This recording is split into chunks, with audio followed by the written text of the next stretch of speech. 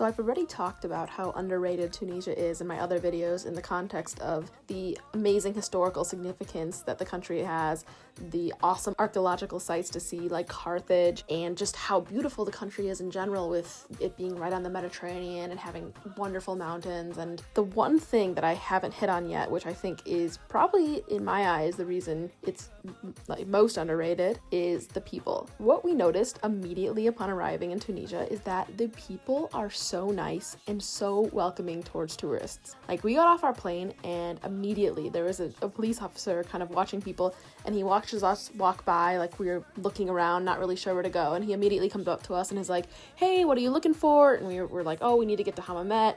We're looking for a taxi." And he's like, "Oh, well, you can go to the taxis over there, but they're gonna be expensive. Do you want me to walk you to the shuttle place?"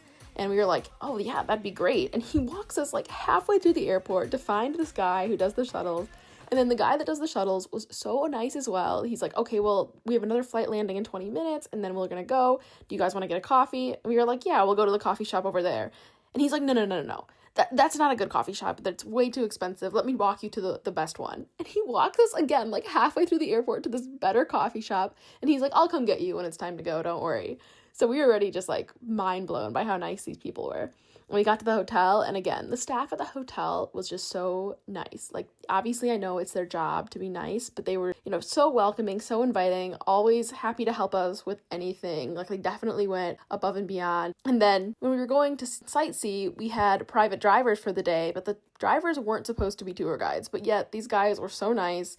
They answered a bunch of historical questions. When we went to the Great Mosque of Kairouan, the driver got out and came with us and told us all about the mosque and all the historical stuff, and we thought it was so cool. And he absolutely did not have to do that. It was not part of his job description, but he just said he really wanted us to understand the history, and he liked that we were so interested in the history. And then another thing, when we were in the Medina of Tunis, we were looking around for a good viewpoint, and this guy came up to us and he was like, "Oh, you want to see the best view of the mosque? I'll take you there." And we were like, "Oh, sure, okay." And we were just expecting to tip him because we were used to Morocco where you have to tip people after they show you around, but we were fine with it. But we get there and he takes us to this really far away place, and we try to give him money and he just would not take money. Like, we were like, "Please take it, please take it, please take it. You showed us all the way here." And he was just like the nicest dude ever. On the way down, he did ask us to come see his store, but we felt bad. We were so pressed for time and we couldn't, and he was extremely nice about it. So that's the thing. I think obviously people need to try to sell you stuff, right? It's their livelihood and you can't be mad about that. But what we don't like when people are super aggressive and mean about selling you things. And in Tunisia, I think it's very much the opposite. Just overall, I mean, the amount of comments I've gotten on my posts